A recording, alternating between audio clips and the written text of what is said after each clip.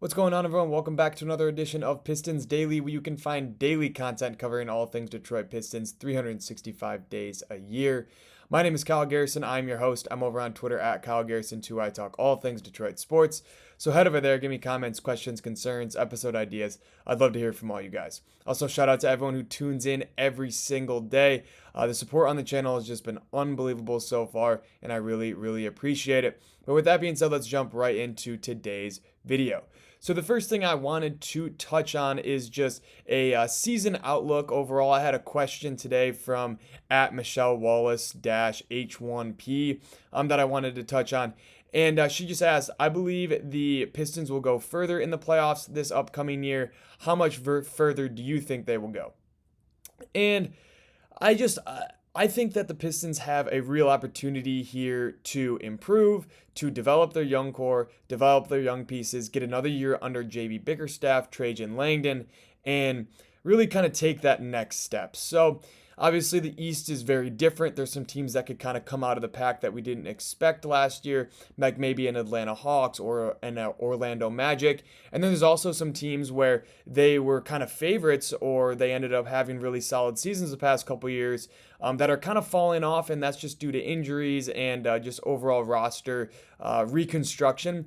And that's the Pacers and the Celtics. So there's a lot of parity going on right now, especially in the Eastern Conference. And there's only a few teams that have really stayed consistent. And I would say that's the Cavs, the Pistons, and the Knicks. And I think all three of those teams have a real chance of being 1, 2, and 3 in the Eastern Conference. Overall, I just think the Pistons have to do 2 or 3 things in order to make that next step up with the teams like the Knicks and the Cavaliers. One, I think that you have to rely on Jaden Ivey coming back healthy, coming back stronger, being able to replicate what he was doing early on in last year, shooting the ball from a high clip from three-point land, and just overall having a very big impact on this team on the offensive end of the floor, and then seeing some improvement on the defensive side of the ball for him as well. If he can become that second complementary option next to Cade Cunningham, it's going to be a really fun season. And then second, I think that you have to rely on Ron Holland taking a year 2 jump and Asar Thompson taking a year 3 jump and allowing them to be your high-flying, athletic, defensive-minded wings who can get you a bucket here and there, but mostly are going to be in there to, like I said, create havoc, cause turnovers, fill the lanes correctly on the fast break, catch lobs, get to the cup, and just play that strong, athletic brand of basketball that both of them are so accustomed to, especially at a higher level. Last year, both had some times where they were a little bit out of control. They showed some immaturity out on the basketball court, and I think from year to year, that's only going to get better. They're only going to get older and become more veteran leaders in this league. So I think that's something that you also have to rely on if you want to take that next step. And then lastly, I think Jalen Duren is kind of that X factor for this team. If he can take a leap on the defensive side of the ball, he can continue to stay a very solid defender, knock down his free throws.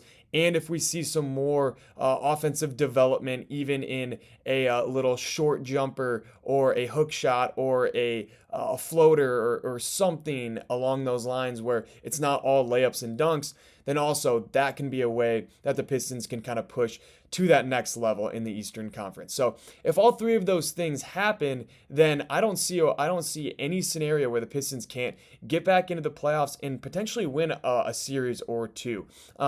I think that's kind of where their ceiling is capped right now. Regardless, though, I mean, we look at the Pacers last year. I thought they were going to be a second round exit. They ended up going to the NBA Finals. So you never know in the NBA what can happen. So if you put yourself in the position to win a couple playoff series, who knows down the line? You can get some upsets. You can find some teams who may have some injuries in the playoffs and take advantage. So I think the Pistons will be anywhere between a 2 seed at the highest, 6 seed at the lowest. I just think the Cavs last year with the regular season they had, I think they're going to be able to replicate that. They brought back a lot of their depth pieces and talent from last year. So I think that the Cavs are going to be the team to beat in the Eastern Conference. But if I'm going to answer the question of what I think the Pistons will do in the playoffs next year, I think that they will be a 5 seed. I think they'll beat a team like the Magic, I think, who will also kind of take that step as well with the addition of Desmond Bane. And I could see the Pistons beating the Magic in a 6-game, 7-game highly competitive series and losing in the Eastern Conference semifinals to a team like the Cavaliers, who I think will be that 1 seed. Obviously, don't come at me in the comments and say, oh, you don't think the Pistons can make the Eastern Conference Finals and win it all. I think that they can. I think that they have the potential to, but we're just going to have to see it unfold. We're going to have to see some improvement from some of the guys like I talked about, and it could be a very, very fun season. So thanks for the question, Michelle Wallace H1P. I really, really appreciate it. But let's move on to the next comment that I wanted to touch on. And that was here from Keva Stewart. So Keva says, I like your analysis of Marcus Sasser. Pistons need to give him more time for his development. I'm disappointed in what I'm seeing so far from Klintman. I expected him to dominate and show that he's ready for a bigger role with this team. Also, he needs to get stronger. I hope that he will turn it around soon. If not, I think the Pistons need to get a backup at the powered forward position.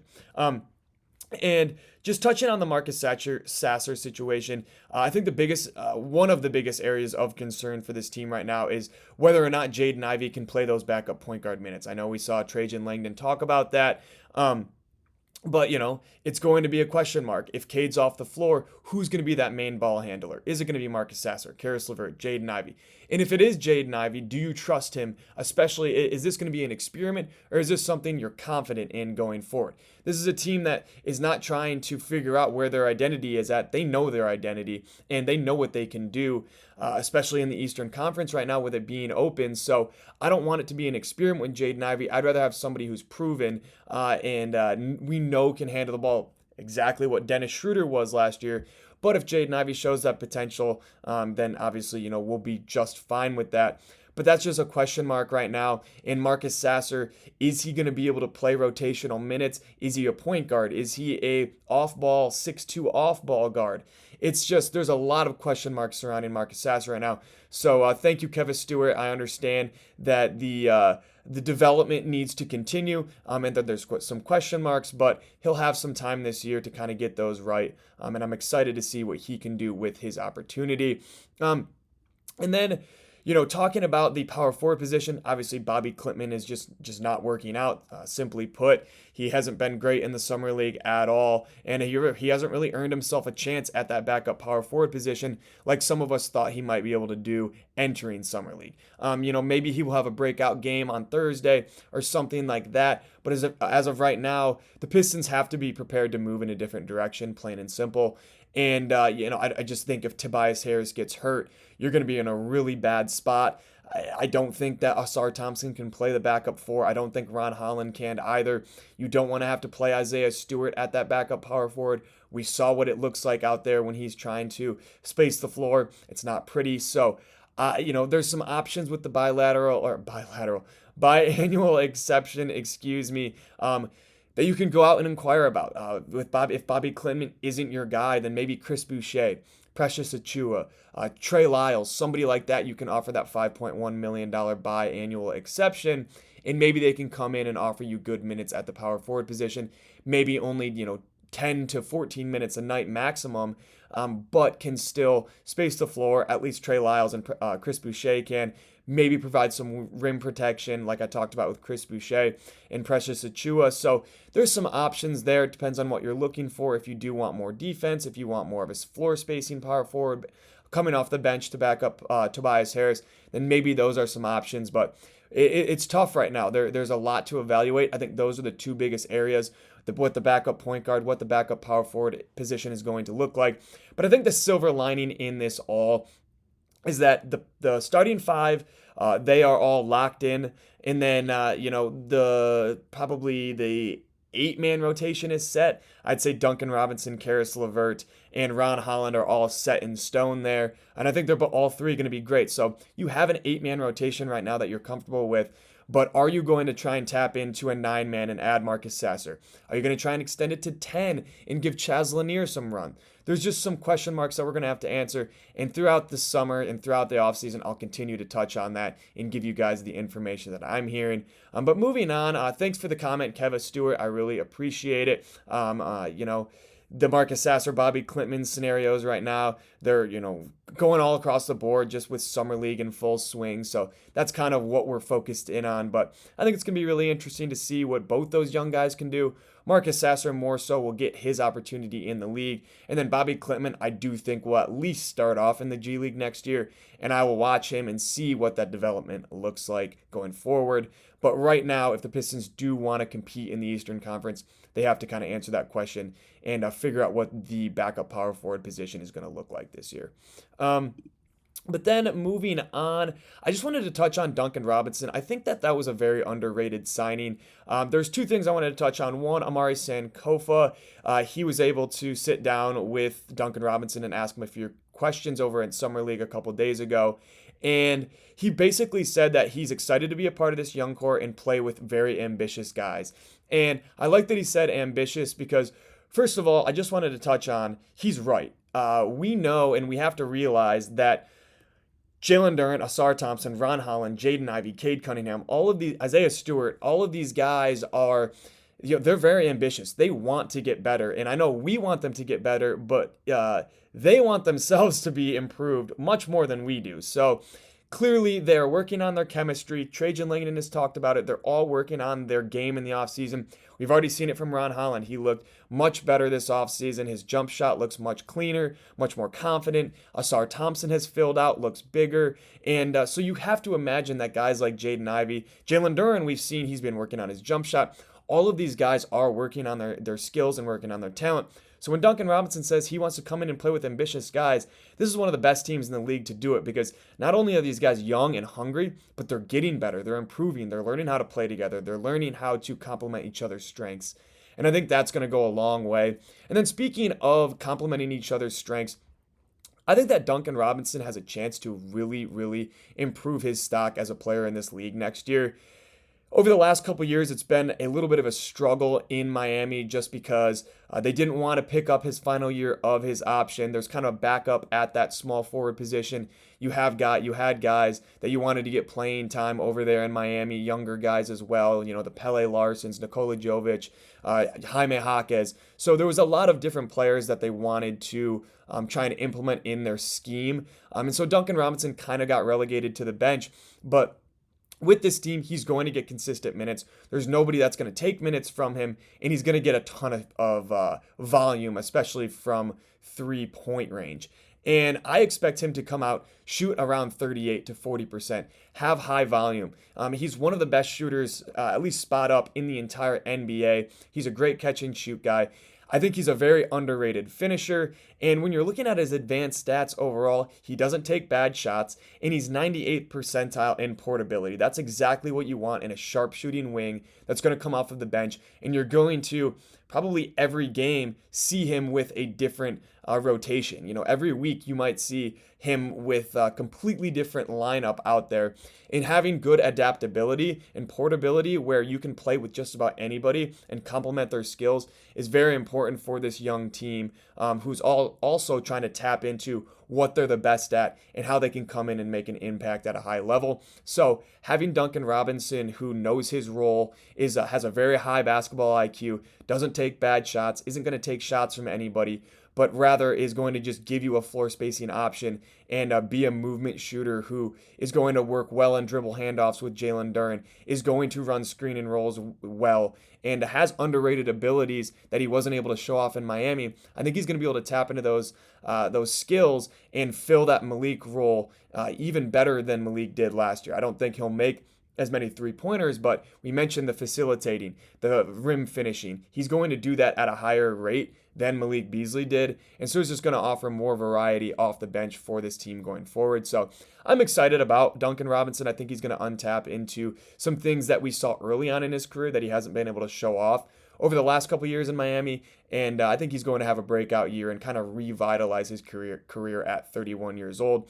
I don't know how many more good years he has left, but he could be a guy that stays on the Pistons for 2-3 years. His contract is 3 years. Last year, non-guaranteed. Second year, partially guaranteed. So there's options for him to stay. There's options for him to go. And I think he will earn at least a second year with his play this year. Very excited to see what he can do. But before we wrap things up, just a quick Summer League Game 4 preview. They take on the Heat, who we were just talking about, tomorrow. I'm recording this on Wednesday, July 16th. So Thursday, July 17th, they will take on the Heat at 4 o'clock p.m. Eastern time.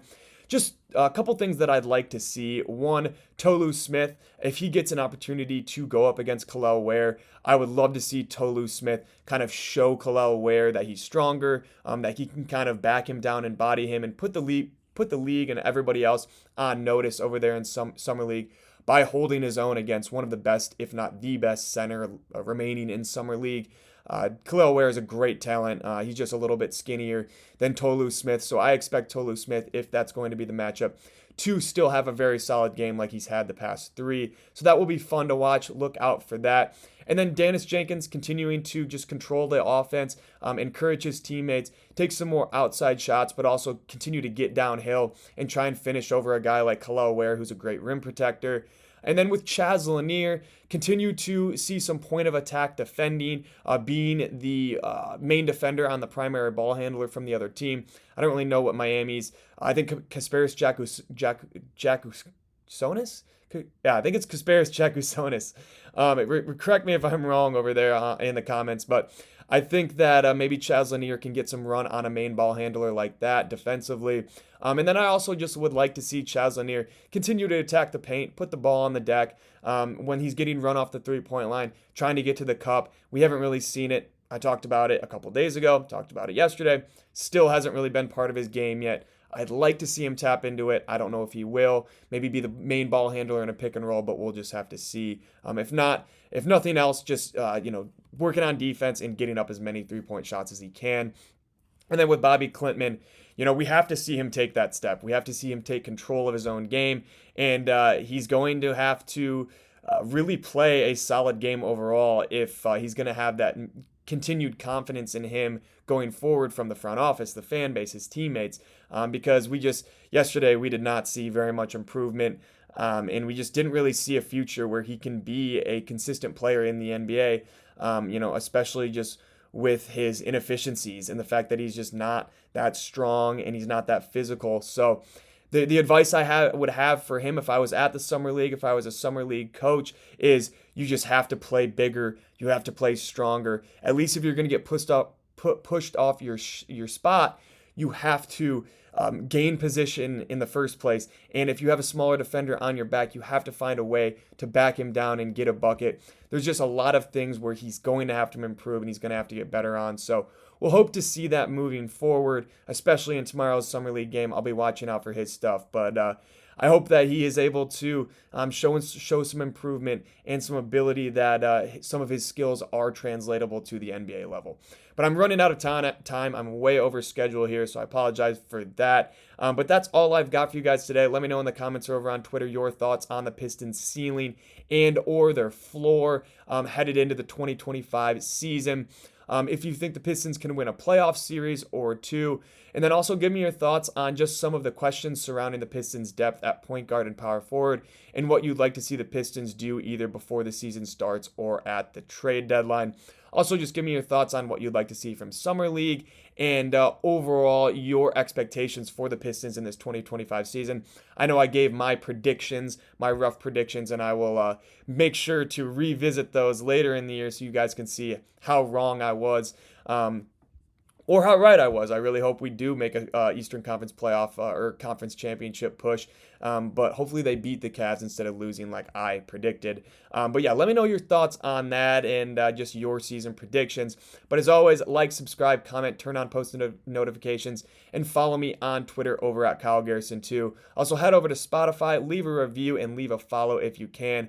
Once again, thank you all so much for tuning in every single day. With that being said, that is going to do it here for episode 25 of Pistons Daily, and I will catch you all next time.